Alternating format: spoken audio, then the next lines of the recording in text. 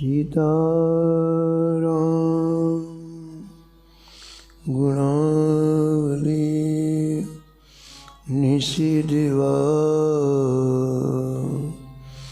यज्जिया पीयते। सीताराम विचित्ररूपमनिशं यश्चक्षुषो भूषणम्। सीताराम सुनाम धाम निरतं तं सद्गुरुं संभजे।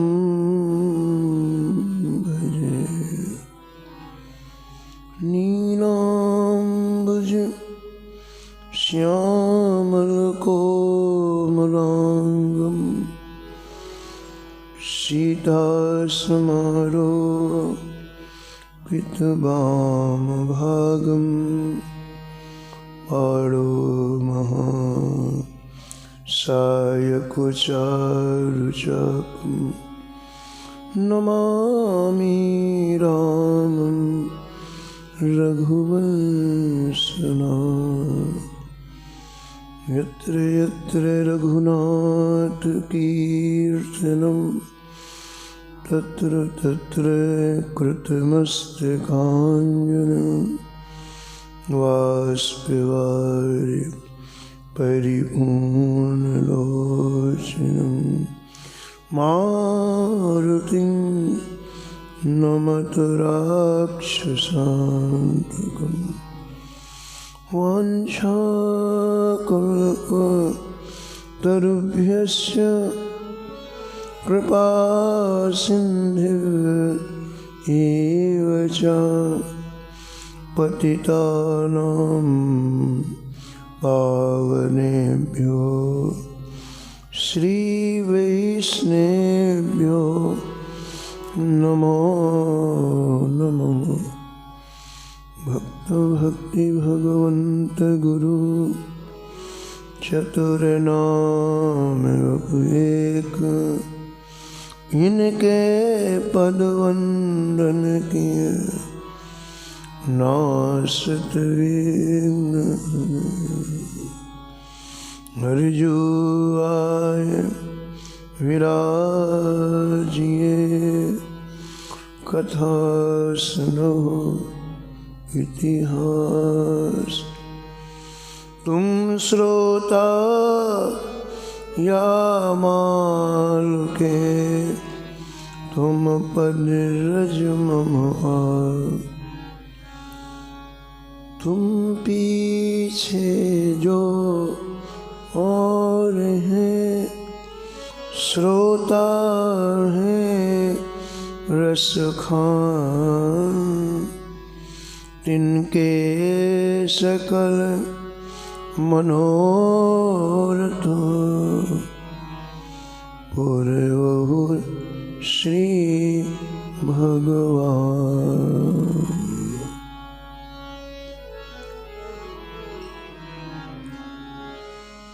राधे राधे गोविंद गोविंद राधे।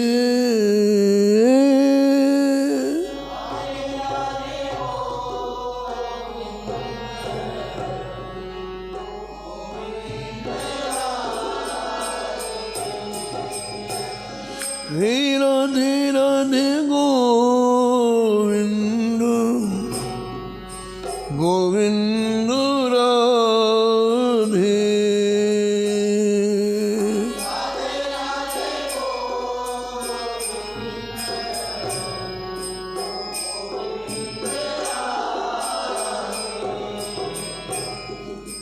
राधे राधे गोविंद गोविंद राधे।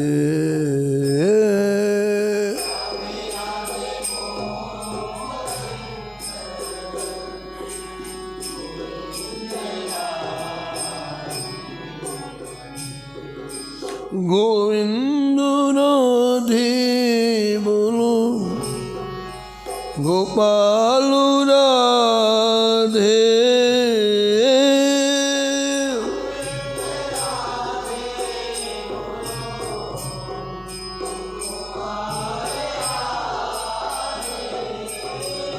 हे गोविंद राधे बोलो गोपाल राधे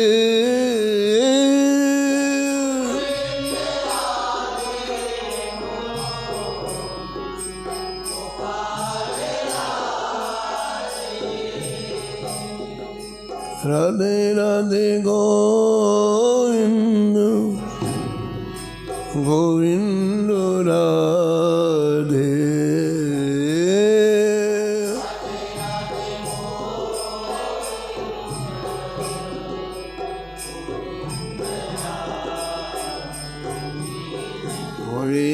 राधे राधे गोविंद गोविंद राधे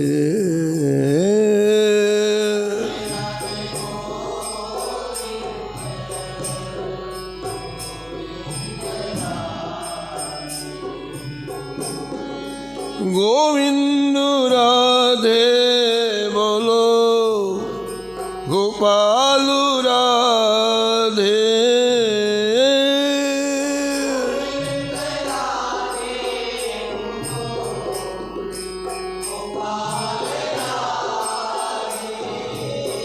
हे गोविंद राधे बोलो गोपाल राधे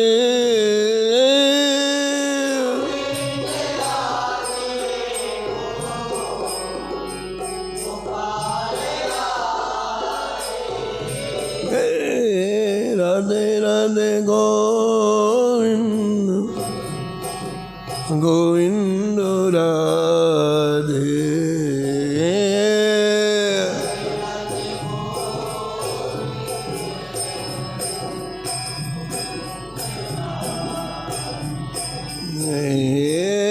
राधे राधे गोविंद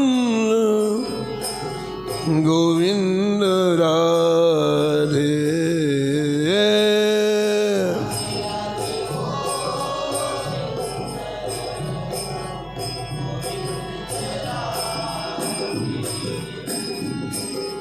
गोविंद राधे बोलो गोपाल राधे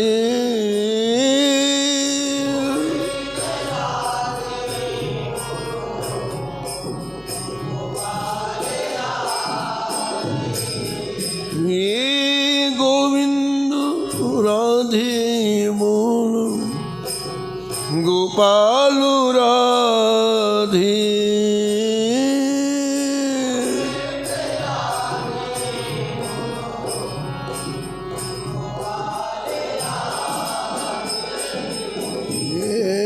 राधे राधे गोविंद गोविंद राधे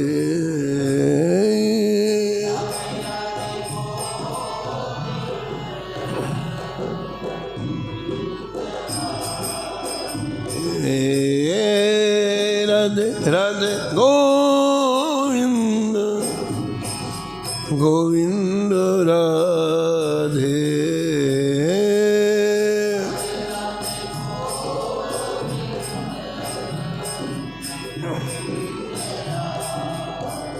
श्री जानकी वल्लभ लाल की श्री मंगल मूर्ति हनुमान जी महाराज की सपरिकर श्री भक्तमाल जी की श्री स्वामी अग्रदास जी महाराज की श्री नाभाजी महाराज की श्री प्रियादास जी महाराज की सब संत भगवान की श्री वृंदावन धाम की श्री बांके बिहारी लाल की श्री राधा वल्लभ लाल की श्री गिरिराज जी महाराज की श्री यमुने महारानी की श्री राम नाम भगवान की, श्री जगद्गुरु रामानंदाचार्य भगवान की, श्री महाराज जी की जय। जय श्री राम।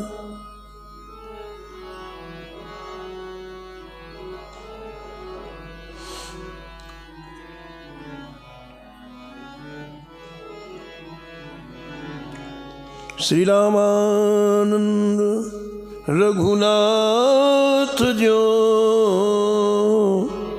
द्वितीय से तू जगत रण कियो।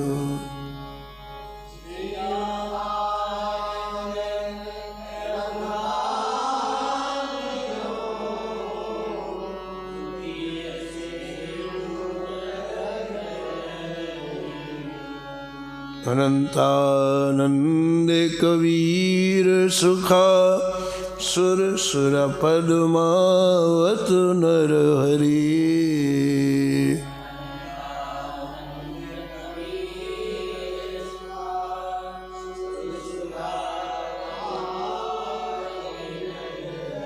पीपा भावानंद रैदास धन सेन सुर सुर की घर हरी।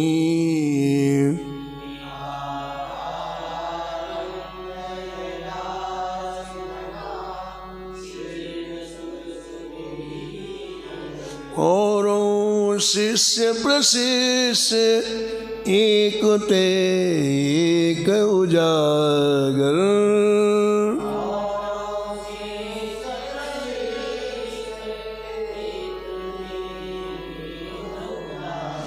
जगमंगल आधार भक्ति दस धाके आगर।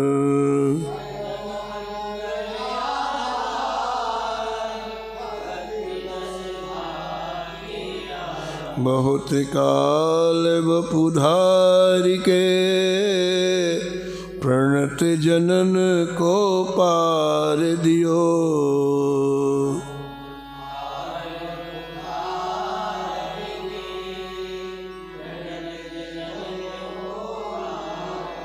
श्री रामानंद रघुनाथ जो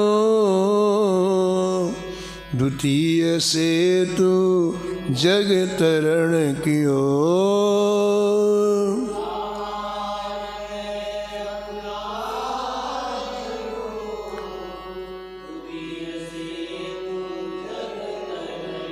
द्वितीय से तू जग तरण कियो।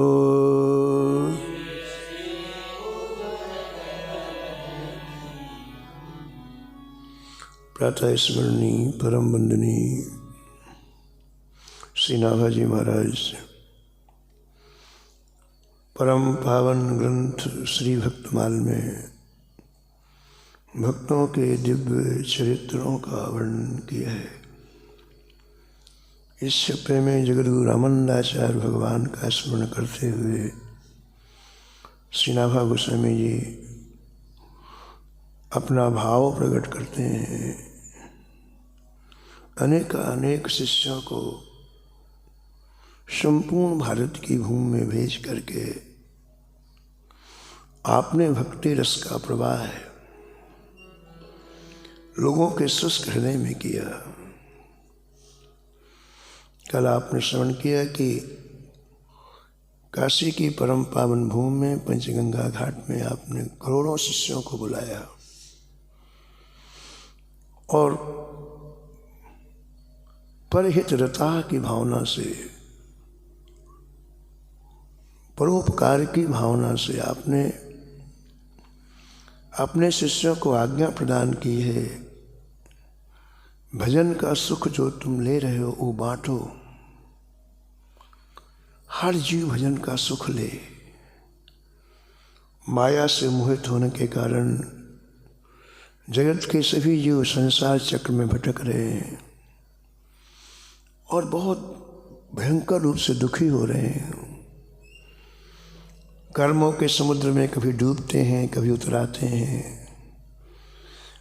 कभी कभी काम क्रोध आदि ये बड़े बड़े ग्राह उन्हें निगल जाते हैं।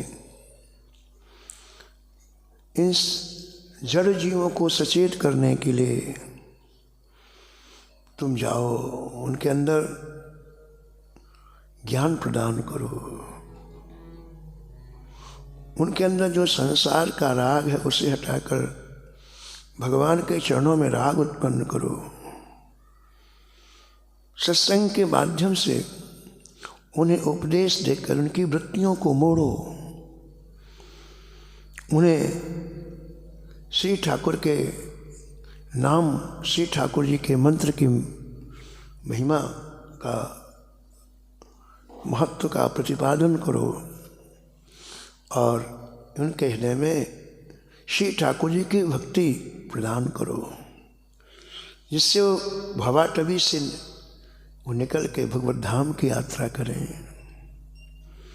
लेकिन एक बात का ध्यान रखना, उनसे किसी प्रकार का स्वार्थ नहीं रखना। ये सब करने के बदले में कुछ चाहना नहीं। स्वार्थ का अर्थ होता है स्वासुख। अपने सुख की जहाँ भावना होती है उसी का नाम है काम, उसी का नाम है संसार। लेकिन जहाँ सुख देने की भावना होती है उसी का नाम है प्रेम।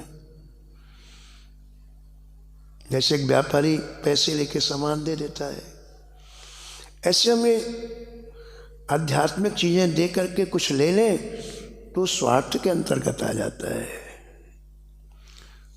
स्वार्थी व्यक्ति अपना भी कल्याण नहीं कर पाता है, दूसरों का नहीं कर पाता है।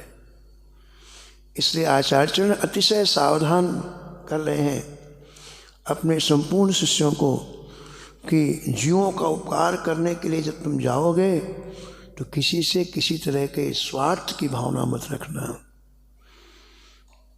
तुम जाओगे तो तुम्हें बड़ी प्रशंसा मिलेगी, बहुत सम्मान मिलेगा, और सम्मान अहंकार को बढ़ाता है। ध्यान रखना, आसक्ति और अभिमान अंतःकरण को स्पर्श ना कर पाए। जहाँ शरीर को सुख मिलता है, जहाँ लोग मीठी मीठी बातें करते हैं, वहाँ आसक्ति हो जाती है। ये आसक्ति भी ठाकुर जी से अलग करने वाली है। और जहाँ सम्मान मिलता है, पद मिलता है, धन मिलता है, वहाँ अभिमान बढ़ता है। ईमान और प्रतिष्ठा ये ठाकुर जी से चित्त को हटाती है, इसलिए दुखदाई होती है।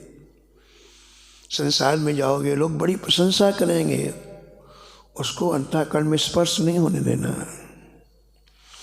और शिष्यों के मोह में मत पड़ जाना।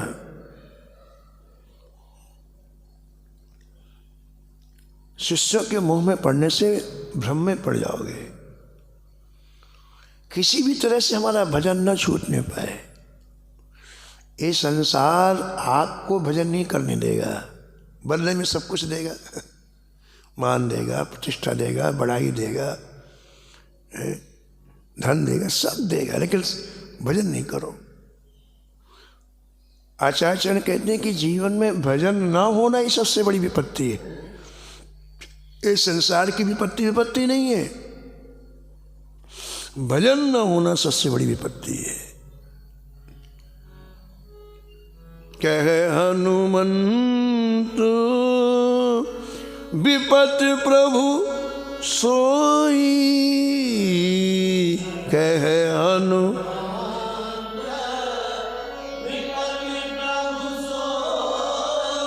जब तब सुमिरन भजन न होई,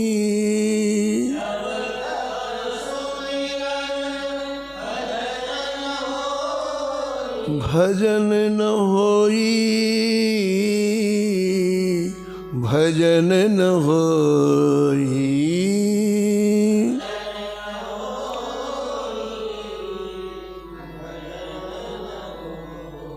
आचार्य कहते हैं, इसलिए प्रिय शिष्यों मेरी बात मन लगा करके सुनो। भक्ति का प्रचार करना, ज्ञान का प्रचार करना, वैराग्य का प्रचार करना, लेकिन अपने ज्ञान को मत खो देना। अपने स्वरूप का निरंतर स्मरण रखना। निरंतर अखंड तैल धारावत भजन करना। सब शास्त्रों का यही सार है कि आपकी जीवा से नाम विदा ना होने पाए। खूब काम करो आप, खूब लोगों के बीच में रहो आप, लेकिन एक बात का ध्यान रखो, हमारी जेबों में नाम भगवान विराजे रहे, बस बाकी कुछ नहीं करना है। जीव का उपयोग कम से कम करो, क्योंकि उसमें तो नाम लेना है ना। तो जीव का उपयोग कम से कम करो संसार के व्यवहार में, जितना आवश्यक, परम आवश्यक बस। पूज भाई जी एक बार ऋषिकेश में सत्संग के दौरान इतने भावुक हो गए कि कहा, मैं हाथ जोड़ करके आपसे भिक्षा मांग रहा हूं, मुझे भिक्षा दो आप। आज के बाद जीवन में व्यर्थ कुछ नहीं बोलोगे, भिक्षा दे दो आप। हम व्यर्थ बोलते हैं, व्यर्थ, किसी कोई मतलब नहीं है, बोलते रहेंगे। व्यर्थ में किसी की निंदा करने लग जाएंगे, व्यर्थ में पड़ोसियों की चर्चा करने लग जाएंगे, व्यर्थ में संबंधियों की चर्चा करने लग जाएंगे। बाबा कुछ नहीं मिला और जीवन चला गया। 1 घंटे का जीवन चला गया, 2 घंटे का जीवन चला गया। ये आदत पड़ गई है, स्वभाव पड़ गया जीव का। पूज भाई जी ने कहा कि मुझे भिक्षा दे दो, कि आज के बाद जितना जरूरी है उतना बोलोगे बस। शेष समय में जीवा को भगवान के नाम में लगाओ। तो आचार्य चरण कहते हैं कि देखो शिष्यों, तुम जब समाज में जाओगे, संसार में जाओगे, तो भजन तुम्हारा तैल धारावत चलना चाहिए, नहीं संसार पकड़ लेगा। संसार का एक ही काम है, भजन नहीं करने देगा, बाकी आपको सारी सुविधाएं देगा। लेकिन वो सारी सुविधाएं कौन सी हैं? नरक में ले जाने वाली। जिस जीवन में भजन नहीं है, इंद्र के शरीर की सुविधा कौन देगा बताओ आप? स्वर्ग के शरीर की सुविधा कहाँ मिलेगी? है? है? है? लेकिन उस इंद्र को कीड़ा बनना पड़ता है, चींटा बनना पड़ता है, क्योंकि भजन नहीं है ना। तो हम चाहें कि शरीर में हमारी सुख सुविधाएं मिले, लेकिन परिणाम तो सोचो बाबा, कि फिर ऐसी ऐसी योनियों में जाना पड़ेगा जिसकी आप कल्पना नहीं कर सकते हो। तो इस जीवन का मुख्य ध्येय भजन है। संसार में बहुत सावधान रहना है, निरंतर अखंड तैल धारावत प्रभु का भजन स्वयं करना है। केवल उपदेश में मत फंस जाना, हम कथा कर ली, हमने उपदेश दे दिया, हमने, ये तो ये संसार थोड़ी पोल देखा कि पैर पकड़ के पीछे पटक देगा। निस दिन भजन तैल धारावत, निस दिन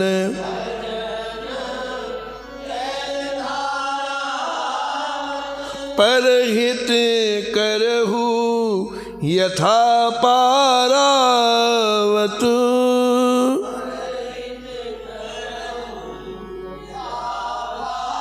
परहित करहु यथा पारावत।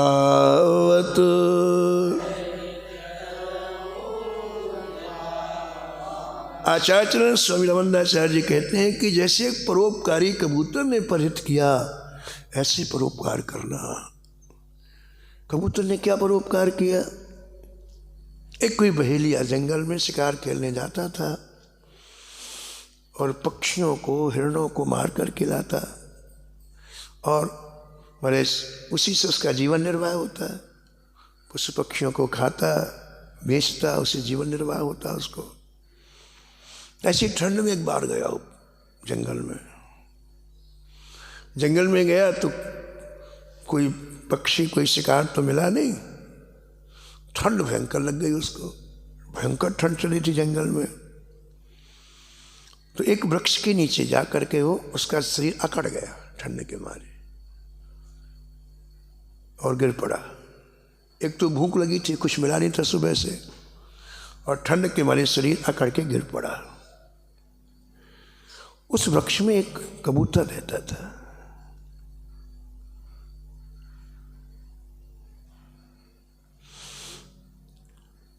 उस कबूतर के मन में एक बात आई कि देखो जी, ये मेरे वृक्ष के समीप में आया और भूखा है।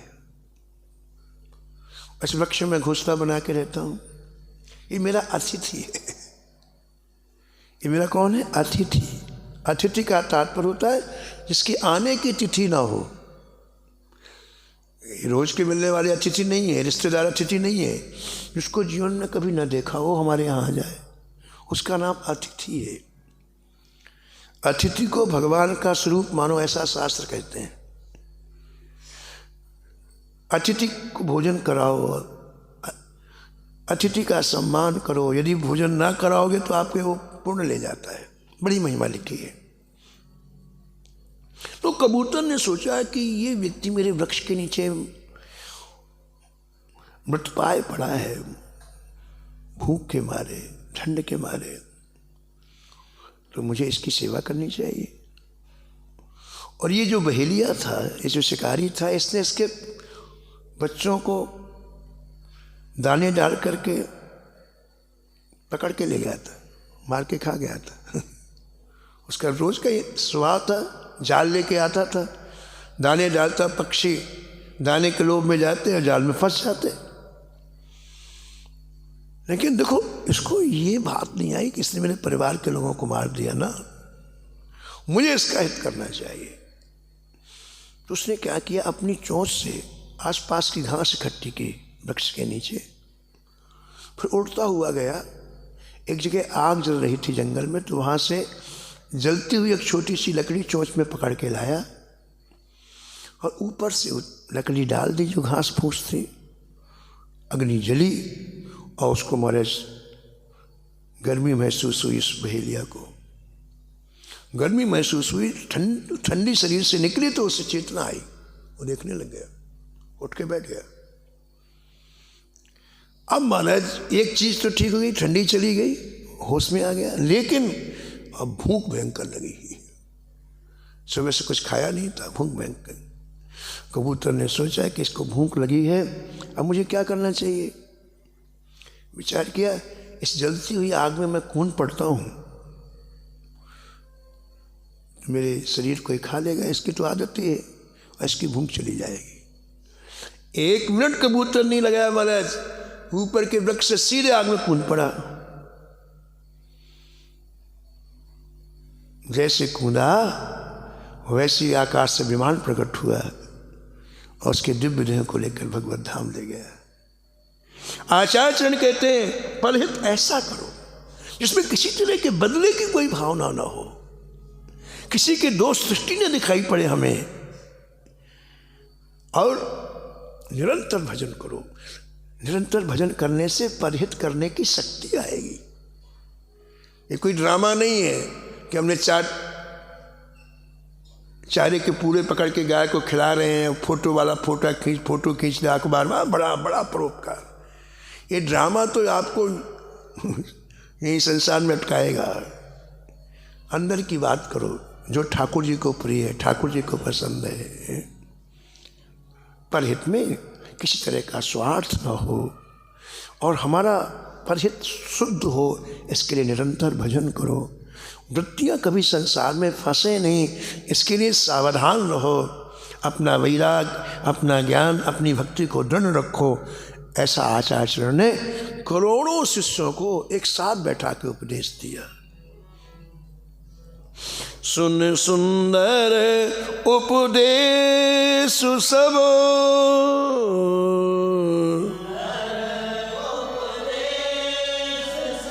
प्रभु आयसु सिरधार,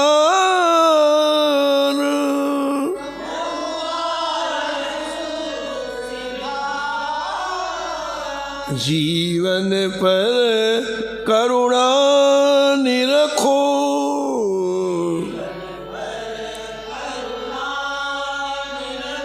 पुल कहीं द्रग भरवारो,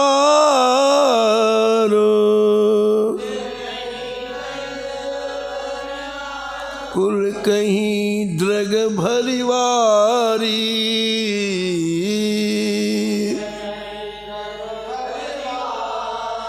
पुल कहीं ड्रग भरवारी।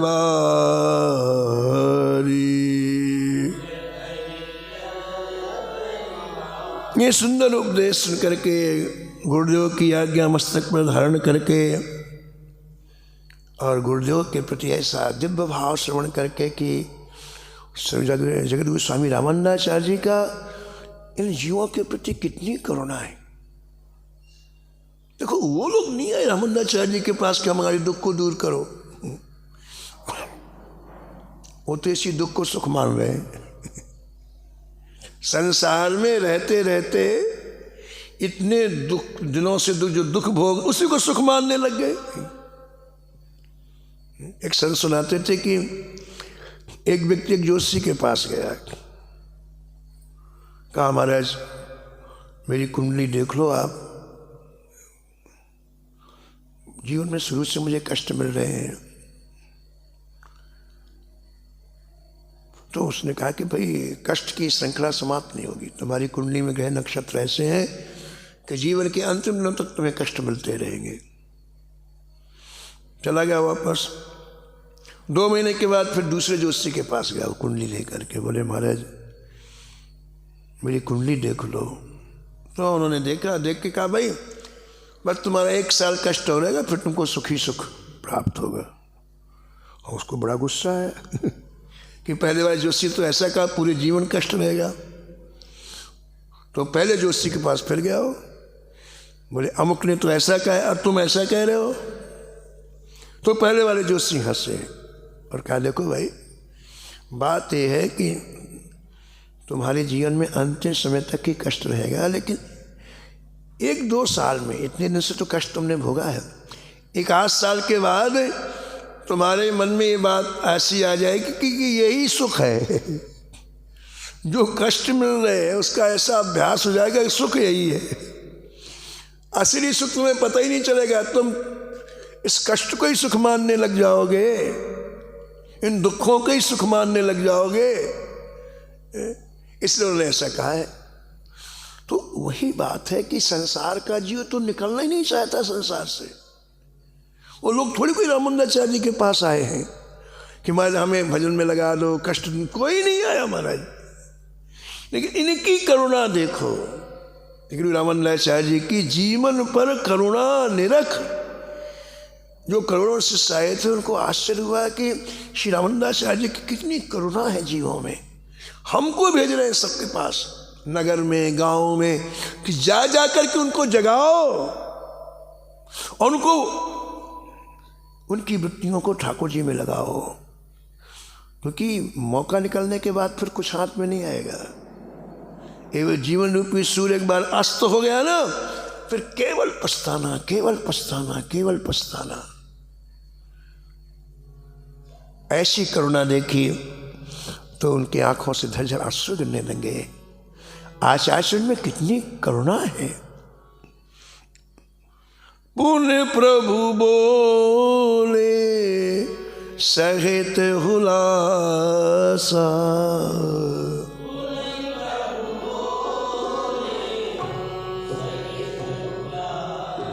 हाँ पुण्य प्रभु बोले सहित हुलासा,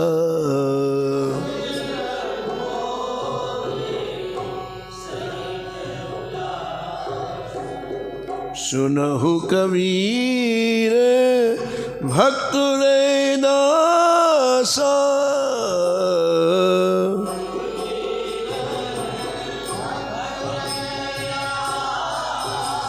यह कलिकालो माही अब भाई,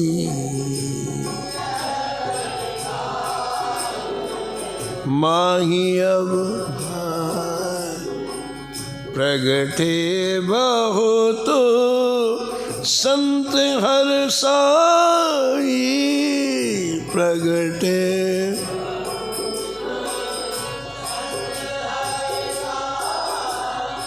प्रगटे बहुत संत हर साई,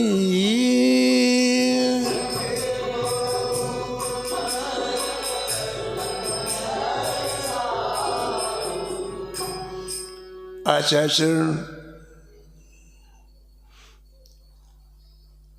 पुनः अपनी बात को कहना प्रारंभ किया। श्री रैदास जी का नाम लिया और श्री कबीर जी का नाम लिया। उनको अपने समीप में बुलाया। सब लोग बैठे थे। कहते हैं दो को समीप में बुलाया, श्री कबीर जी को और श्री रैदास जी को, और बड़े प्रेम से उनको संबोधन करते हुए कहा कि देखो, वर्तमान कलयुग में बड़े बड़े महर्षियों ने जन्म लिया है, और गुरु रामानंदाचार्य जी कह रहे हैं कि हम अपनी दिव्य दृष्टि से देख रहे हैं। सबको नहीं दिखलाई पड़ रहे संत, लेकिन इस कलयुग में बड़े बड़े संतों ने, बड़े बड़े महर्षियों ने, ऋषियों ने जन्म लिया है। वो कलयुग की प्रतीक्षा कर रहे थे, कब कलयुग आए और हम कब जन्म लें। सतयुग में जन्म नहीं लिया, त्रेता में नहीं लिया, द्वापर में नहीं लिया, कलयुग की प्रतीक्षा कर रहे थे कि कलयुग आए और हम जन्म लें। पहली बात। दूसरी बात कह रहे हैं आचार्य चरण कि इन्होंने जन्म कहाँ लिया है। बोले हम सब दिव्य दृष्टि से यहाँ से देख रहे हैं, अत्यंत निम्न कुल में जन्म लिया है। निम्न कुल में क्यों जन्म लिया है? अहंकार से बचने के लिए। अच्छे कुल में उत्पन्न हो जाना अच्छी बात है, लेकिन कुल का अहंकार खा जाता है, भजन नहीं करने देता है। गोस्वामी तुलसीदास जी के चरित्र में आया है कि काशी में लोग भजन नहीं करते थे, खूब पढ़े लिखे महाराज ग्रंथों का लेखन करना, प्रवचन करना, पूछो मत। कोई कभी राम नहीं कहता था, कृष्ण नहीं कहता था, कोई भजन नहीं। अहंकार, मैं इतना बड़ा कहता, मैं इतना बड़ा कहता, मैं इतना बड़ा, बस इसी की आंधी चल रही थी, इसी की आंधी चल रही। और गोस्वामी तुलसीदास जी ने विचार किया कि भजन नहीं करेंगे तो पूत बनेंगे, प्रेत बनेंगे, नरक में जाएंगे, कोई बचाने वाला माई का लाभ नहीं। यदि हम अपने परिवार का हित करना चाहते हैं, यदि आप थोड़ी बहुत भी आप में विवेक है, तो भीषण नरक की आत्माओं को कभी आप विचार करो। आपसे जो लोग जुड़े हैं उनको उन यातनाओं का शिकार बनना पड़ेगा, कभी सोचा है आपने? क्योंकि वो भजन नहीं करते हैं, और कोई समझौता नहीं महाराज जी। भजन जो नहीं करेगा उसको नरक की यात्रा करनी ही पड़ेगी, कोई नहीं रोक सकता है। तो यदि आप सच्चे हितैषी हैं तो उनको भजन की तरफ कैसे भी करके मोड़ो, क्योंकि समय निकलने के बाद केवल पछताना रहेगा, केवल पछताना। हम यही नहीं समझते अपनी आने वाली पीढ़ी को, अपनी औलाद को धन दे देंगे, मकान दे देंगे, नौकरी की व्यवस्था। लेकिन अरे बाबा ये कितने दिन चलेगी? आखिरकार तो शरीर छोड़ना है ना, हमारा ध्यान नहीं जाता है। ये बहुत बड़ी कमी है। तो यहाँ आचार्य चरण कहते कि हम दिव्य दृष्टि से देख रहे हैं कि बड़े बड़े संत और महात्मा कलयुग की प्रतीक्षा कर रहे थे, और कलयुग में उन्होंने जन्म ले लिया है। लेकिन कहाँ जन्मे? निम्न कुल में। निम्न कुल में क्यों जन्मे हैं? शांति के सहित भगवान का भजन करने के लिए।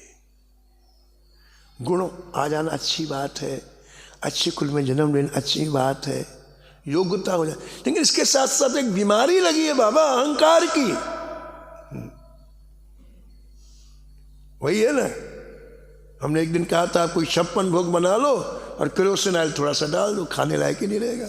है तो 56 भोग, लेकिन आपने जो केरोसिन ऑयल डाल दिया, अब ये अहंकार केरोसिन ऑयल है। बड़ी बड़ी आप में योग्यताएं, विशेषताएं हो, लेकिन अहंकार का थोड़ा छींटा लगा, बेकार। इससे बचने के लिए ये संतजन नीच कुल में जन्मे हैं। नीच कुलन महा जन्मे अहि,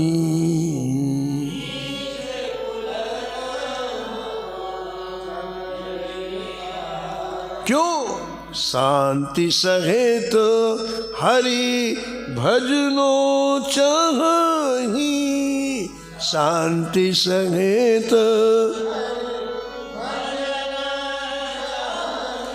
द्वापर की बात है, सुपच वाल्मीकि जी स्वपच जाति में उत्पन्न होकर के आर्लस भजन करते हैं। स्वपच जाति महाराज सबसे निम्न जाति है स्वपच। स्वमन तो कुत्ता, जो कुत्ते को पचा जाए स्वपच से उसे बोलते हैं। लेकिन देखो ऐसा भजन करते, कोई उस समय ऐसा भजन करने वाला नहीं था। भजन कौन करता है कौन नहीं करता इन्हें पता है। दुनिया के सर्टिफिकेट कोई काम में नहीं आने वाले हैं। आपका भजन कितने स्तर का है ठाकुर जी को पता है। इसलिए जो इतना विशाल यज्ञ किया युधिष्ठिर जी ने, और विशाल यज्ञ में शंख नहीं बजाया तो दौड़ करके बोले महाराज आपने कहा था कि यज्ञ पूर्णाहुति में शंख बजेगा और शंख नहीं बजा, क्या कमी रह गई? भगवान ने कहा हमारे किसी प्रेमी को तुमने भोजन नहीं कराया। अरे बोले महाराज ये 12 करोड़ ऋषि मुनि आए, प्रेमी नहीं आपके? भगवान ने कहा हमको जो कुछ कहना था कह दिया, बस बात खत्म। तो ऋषि ने चरण पकड़ ले, बोले महाराज फिर बताओ कौन है प्रेमी हमें? तो हम उनको हाथ पैर जोड़ करके ले आए। बोले दिक्कत ये है कि प्रेमी प्रकट नहीं होना चाहता बस, और यदि मैंने बता दी तो मेरे ऊपर बहुत नाराज हो जाएंगे वो, ये दिक्कत है ना। अब तो ऋषि जी रोने लगे, महाराज पर यज्ञ ही सफल नहीं होगा, वाले हमारे ऊपर कृपा करो, अनुग्रह करो, थोड़ी सा गुस्सा आप सहन कर लेना। तो भगवान ने स्वपच वाल्मीकि का नाम बताया। अब बताओ आप, इतने बड़े प्रेमी इतने निम्न कुल में उत्पन्न हुए कलयुग में, उस का भजन हो रहा है। भजन तो बचने से होगा, प्रदर्शन से नहीं होगा। हाँ सोचे लोग जय जयकार भी करें, जय जगदीश हरि भी हो, और भजन नहीं होगा। अरे चित्त तो आपका पुराना है, जिसने कई बार जन्म लिया संसार में, बस जय जय में खिंच जाएगा, चला जाएगा। अब लोग हमारी ऐसी प्रशंसा करते रहें तो दम्भ करना पड़ेगा आपको। गया भजन, हम ऐसे बने, ऐसा बोलें, ऐसा रहें तो लोग हमारी प्रशंसा करें, गए काम से। तो भजन उसका होता है जो छिप करके रहता है। इसलिए स्वपच वाल्मीकि जी का हर भजन चले, ठाकुर जी जानते हैं। और ठाकुर जी ने जब पता बताया तो पांडव गए और उनको लेकर के आए, तब युधिष्ठिर जी का यज्ञ सफल हुआ। तो यहाँ आचार्य चरण कहते हैं स्वामी रामानंदाचार्य जी महाराज कि ये नीच कुल में जन्मेंगे बड़े बड़े संत, क्यों? ये शांति के सहित श्री हरि का भजन करना चाहते हैं। आगे की बात बहुत जोरदार। नीच जात महा मद नहीं होई,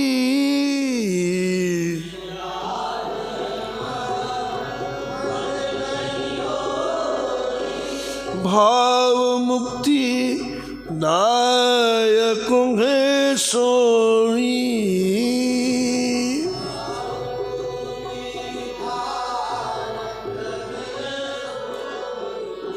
भाव मुक्ति दायक है सोई, भाव मुक्ति।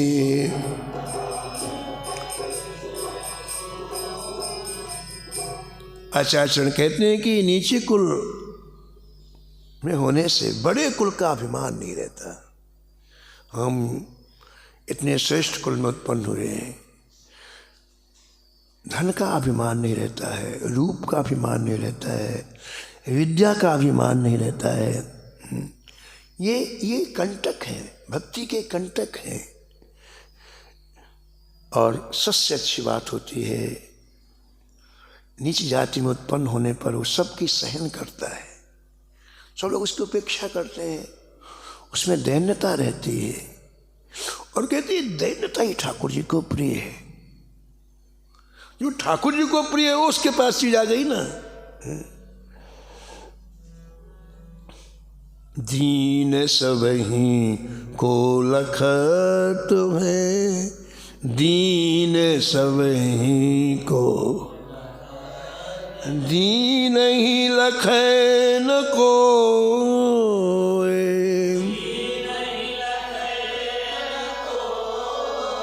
दीन सबको देखता है। क्यों? उसके अंदर कोई अहंकार नहीं है, अभिमान नहीं है, तो बड़ी करुणा भरी दृष्टि सबको देखता है। लेकिन किसी दीन को कोई देखना नहीं चाहता, उपेक्षा करता है। दीन सबको देखता है, सबके प्रति उसके हृदय में करुणा है, लेकिन जिसके अंदर दीनता नहीं हो, इनको देखना भी नहीं चाहता। दीन ही लखै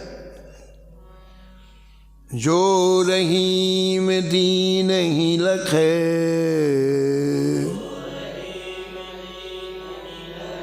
दीन बंधु सम हो।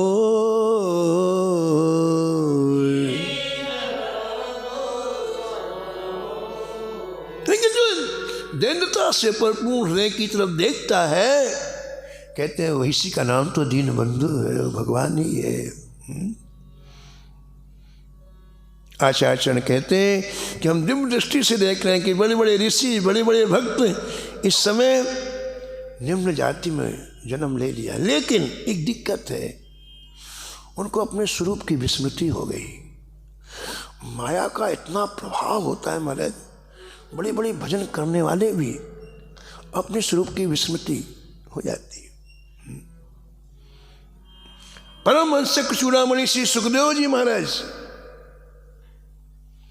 अपनी माँ के गर्भ में थे, वेदव्यास जी के पत्नी के गर्भ में थे, गर्भ से बाहर ही नहीं निकलते, कई वर्ष हो गए माना।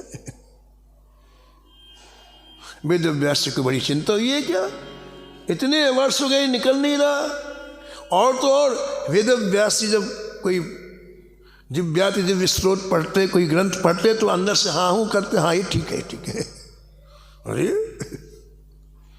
तो भगवान के पास गए, उस समय द्वापर की तो बात है, भगवान श्री द्वारका में विराजते थे, द्वारकाधीश जी के पास गए। भगवान ने कहा कैसे व्यास जी कैसे आना होगा, बोले बड़ी प्रॉब्लम है महाराज जी, बड़ी दिक्कत है। किस बात की दिक्कत है? अरे महाराज जी एक तो पुत्र होने वाला, वो भी हो कई वर्षों से गर्भ से निकलते नहीं, माँ के गर्भ से नहीं निकलता है। भगवान ने कहा चलो हम चलते हैं, चिंता अभी हम चलते हैं, अभी इसका निराकरण करते हैं। तो श्री द्वारका से भगवान रथ में बैठ करके आए, वेदव्यास जी के आश्रम में उनकी पत्नी के पास गए, और भगवान नाम लेकर के बोले अभी जन्म नहीं हुआ, सुखदेव क्यों नहीं बाहर निकलते हो? भगवान श्री कृष्ण नाम लेकर सुखदेव बाहर क्यों नहीं निकलते हो? बोले जय जय आपकी माया का बड़ा डर लगता है, जन्म लेते ही ये माया दबोच लेगी, पता ही नहीं चलेगा कि मैं क्या हूँ। लेकिन माँ के घर में मुझे सब पता चल रहा है, मुझे अपने स्वरूप का स्मरण है कि मैं क्या हूँ, मैं क्या हूँ। ऐसा शास्त्रों में लिखा है कि माँ के घर में जीव को पिछले 100 जन्मों के दृश्य दिखलाई पड़ते हैं, कहाँ कहाँ जन्म लिया, क्या क्या किया, तो उसको अपनी स्मृति रहती हो। अब मुझे जन्म लेके केवल भजन करना है। वो भगवान से प्रार्थना करता है, प्रभु एक बार आप यहाँ से निकालो, मैं भजन करूँगा। अपने स्वरूप की स्मृति रहती, इसलिए वो ऐसा सोचता है कि मुझे भजन करना है। लेकिन जैसे जीव पृथ्वी को स्पर्श करता है और माया पूरा सिकंजा का सब भूल जाता है, हमारा सब।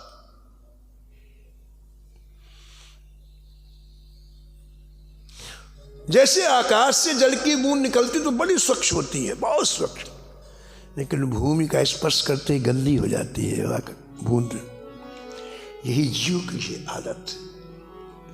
भूमि परत भा ढावर पानी, भूमि परत भा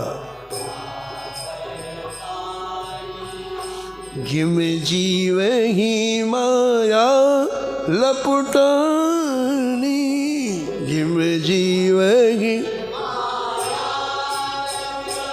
हाँ जिम जीवही माया लपटानी।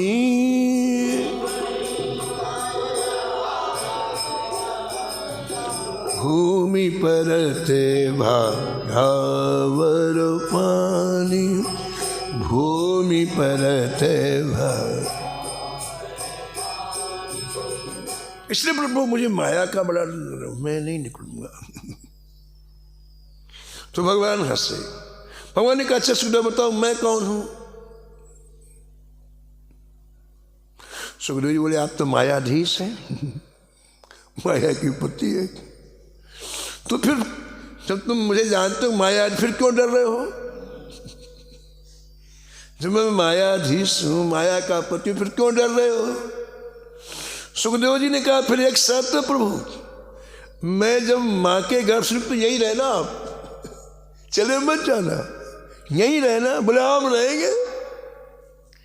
सुखदेव जी माया के गर्भ, माँ के गर्भ से निकले और माया का स्पर्श नहीं हुआ। 1 मिनट में महाराज जी 16 वर्ष के हो गए। और न उनको वेद व्यास जी से ममत्व न के, अरे माया के कारण तो माता पिता से ममत्व होता बाबा। अपने स्वरूप का स्मरण बना रहा, माया का स्पर्श न होने से अपने मैं कौन हूं, अपने स्वरूप का स्मरण बना रहा। इसलिए सीधे भाग के गए एकांत में और भजन में लग गए।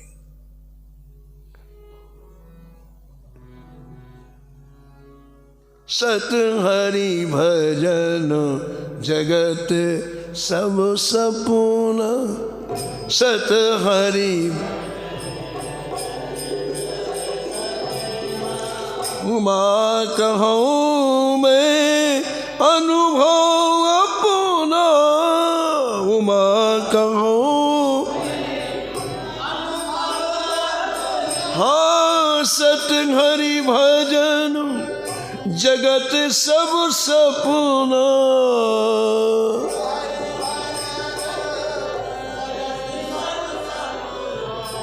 सत हरि भजन जगत सब सपना, सत हरि सपना।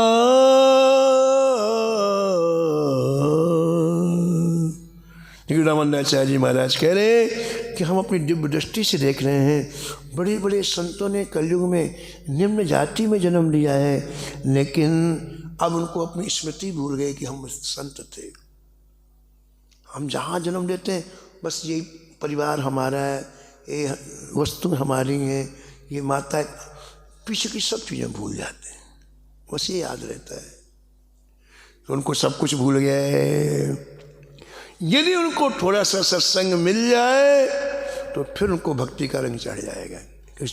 चीज़ तो बनी बनाई है, कल थोड़ी देर के लिए वो पर्दा आ गया, पर्दे को खोलना है। आचार्य चरण कह रहे हैं श्री रामानंदाचार्य जी महाराज श्री रैदास जी से और कबीर जी को अलग से बुला करके कि यदि इन महापुरुषों को जो निम्न कुल में उत्पन्न हुए हैं अपने स्वरूप की विस्मृति हो गई है, तो यदि इन्हें सत्संग का पुट मिल जाए थोड़ा सा, तो वो जो विस्मृति वो स्मृति में परिवर्तित हो जाएगी। हम भी तो भूले हुए हैं ना, और उस स्मृति को लाने के लिए तो सत्संग है, ये महापुरुषों के चरणों का आश्रय है। और एक बार वो स्मृति आ जाए फिर हम अपने स्वरूप में आ जाएंगे।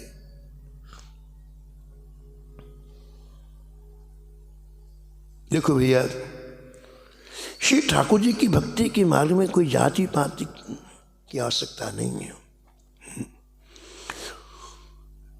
स्वपच आदि ये भक्त इतने ऊंचे दर्जे के हो गए हैं जिनकी प्रशंसा स्वयं श्री कृष्ण ने की है। पुराणों में इनकी कथाएं प्रसिद्ध हैं। लेकिन इस कलयुग में इस समय लोग वर्णाश्रम के अभिमान में इनकी उपेक्षा करते हैं। अभी सुना रहे थे ना कि उस समय तुलसीदास जी के मन में आया कि ब्राह्मण लोग अपने आप को इतनी उच्च जाति का समझ करके और देखो भजन नहीं करते, दूसरे का अपमान करते, निरादर करते हैं। तो उनको भजन कराने के लिए गोस्वामी तुलसीदास जी ने पता है क्या किया? एक ब्रह्म हत्यारे को अपने यहाँ भोजन करा दिया, जिसके मुख से बार बार राम का नाम निकलता था। उसको बुलाया अपनी कुटिया में, पूरी काशी में हल्ला मच गया। शास्त्र के विरुद्ध आचरण किया है, निकालो तुलसीदास जी को काशी से बाहर। तुलसीदास जी को बुलाया गया, कहेंगे बोले भैया क्या बात है? बोले तुमने सारी परंपराएं नष्ट कर दी, एक ब्रह्म हत्यारे को भोजन कराया कुटिया बैठा, इसलिए तुमको काशी से निकाले जाने का फरमान जारी किया जाता है। सभी पंडित समाज ने, विद्वान समाज ने निश्चय किया है कि तुलसी ने शास्त्र विरुद्ध का आचरण किया, इसको काशी से निकाल दिया जाए। कुछ नहीं, मैंने शास्त्र विरुद्ध आचरण नहीं किया। क्यों नहीं किया? बोले ये व्यक्ति आज 20 वर्ष से राम नाम ले रहा है, और एक बार कोई राम कहता तो उसके पाप नष्ट हो जाते हैं। शास्त्र में लिखा, पढ़ो आप। एकैकमक्षरम पुंसाम महापातकनाशनम चरितम रघुनाथस्व शतकोटि प्रविस्तीर्णम।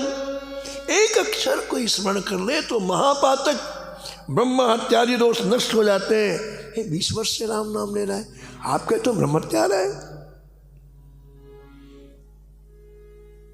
चुप हो गए सब। सत्य के सामने किसी की चलते ही नहीं है। आपस में फुसफुसाहट होने, अब क्या करना चाहिए, अब क्या करना चाहिए। लोगों ने कहा भैया अब एक काम करो, इससे कहो कि हमें प्रमाण दो, प्रमाण दो कि इसकी ब्रह्म हत्या दूर। सब बोले काशी के ब्राह्मण, बोले तुलसीदास प्रमाण दो किसकी ब्रह्म हत्या दूर। बोले बोलो क्या प्रमाण चाहिए, बोलो। अब फिर आपस में फुसफुस करने लगे, अब क्या कहें। वो तो सोच रहे थे कि डर के मारे चले जाएंगे, क्या कहें। और एक काम करते हैं, बाबा विश्वनाथ जी के सामने जो नंदीश्वर है ना, इसके हाथ से यदि वो प्रसाद पालें तो इसकी ब्रह्म हत्या दूर हो गई। बोले ना वो पाएंगे और ना इनकी जीत होगी। इनकी बात की उन्होंने कहा कि आप एक प्रमाण दो, इसके हाथ से नंदीश्वर प्रसाद पाल। तुझसे अब भी चलो, अब भी इस समय चलो।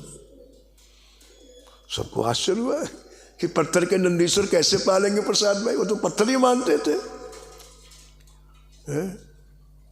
जब गोस्वामी जी बुलाया, जिसको ब्रह्म हत्यारे कहते थे, बोले भैया चलो तुम ये थाल लो और चलो। और थाल में महाराज बड़े बड़े लड्डू बना के रखे गए।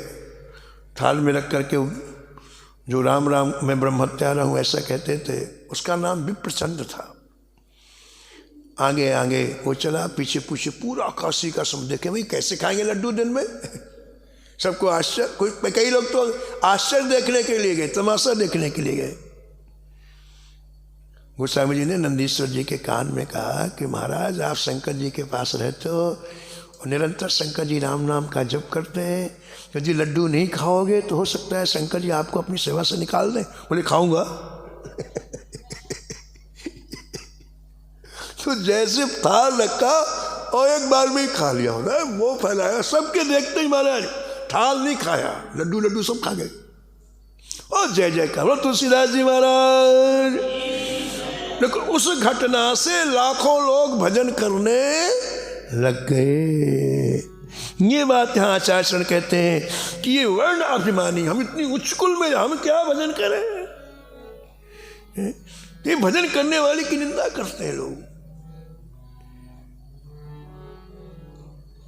स्वपचादिक हरि भक्त भय है, स्वपचादिक हरि।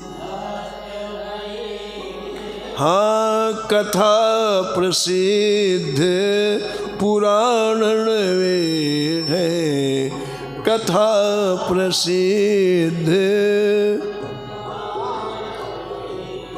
पे यही समय वर्ण अभिमानी, पे यही समय वर्ण अभिमान। निद रहित नहीं महाअज्ञानी, निद रहित नहीं महाअज्ञान। इन भक्तों की निंदा करते हैं, ये तो महाअज्ञानी है, महामूर्ख है। ऐसा श्री रामानंदाचार्य जी महाराज कहते हैं। कहते हैं इन लोगों को देखो, ये लोग उन मुसलमानों को तो गले लगाते हैं जो गायों के हत्यारे हैं, जो हिंदू धर्म को जड़ से काटते हैं, और ये जो हिंदू भजन करते हैं निम्न जाति में उत्पन्न, उनको उनकी उपेक्षा करते हैं।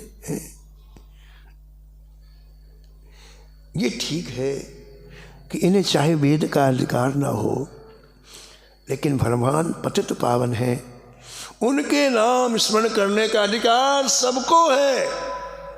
सब दुख से छूटना चाहते हैं, सब भगवत प्राप्ति करना चाहते हैं।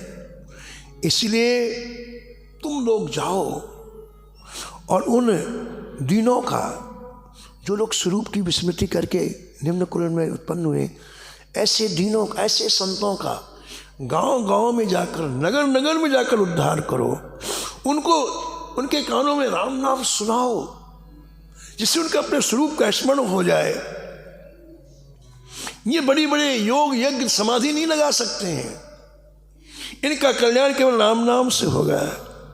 ये बहुत बड़ी भक्ति नहीं कर सकते हैं, इनकी शरणागति होने में भी बड़ी मुश्किल है।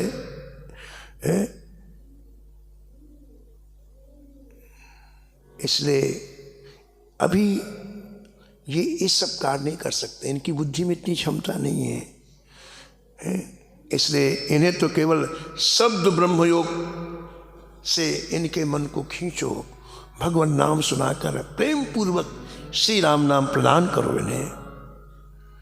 शब्द ब्रह्म योग ही तीनों हेता,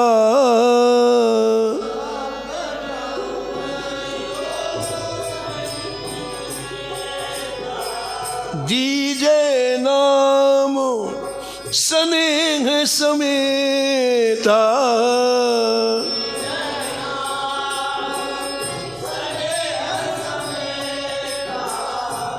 आचार्य कहते कि जब इनको तुम नाम की धुनी सुनाओगे तो धीरे धीरे इनकी सूरत ही लग जाएगी, नाम इनके रोम रोम में व्याप्त हो जाएगा, और फिर महाराज ये भगवदी हो जाएंगे, भगवत धाम की इन्हें प्राप्ति हो जाएगी। इन्हें और कुछ करने की जरूरत नहीं है, केवल इन्हें नाम प्रदान करो। चित्त वृत्त हुई है सहज नाम नाद महलीन, सब योगन कर सारे है जानत परम प्रवीण। चित्तवृत्तियाँ जब नाम के नाद में लीन हो जाएंगी तो सभी योगों की सिद्धि प्राप्त हो जाएगी। इस रहस्य को केवल सिद्ध लोग जानते हैं, साधारण लोग इसे नहीं जानते हैं, क्योंकि ये नाम निर्गुण सगुण दोनों ब्रह्मों को रूप का बोध कराने वाला है। ये नाम अर्थ धर्म काम मोक्ष को देने वाला है। ये नाम भगवान की प्रीति और प्रसन्नता देने वाला है। चारों वेद चारों युगों में श्री राम नाम की अपार महिमा है। चारों वर्ण ब्राह्मण क्षत्रिय वैश्य शूद्र, चारों आश्रम ब्रह्मचारी गृहस्थ वानप्रस्थ सन्यासी महाराज इसी नाम का आश्रय लेके आज भगवत धाम में रह रहे हैं। राम नाम सम जग तरणो, राम नाम सम साधन अपर न हो।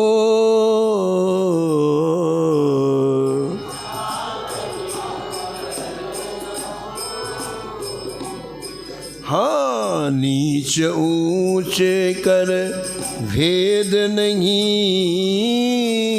नीच ऊंच या मैं तन कहूँ हो,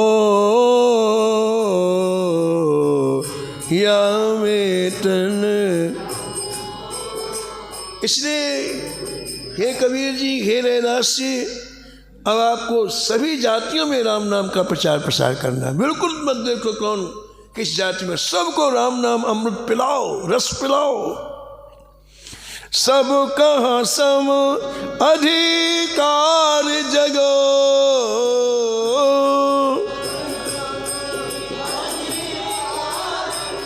हाँ राम नाम भ्रम नाही, राम नाम ताते करो प्रचार तुम,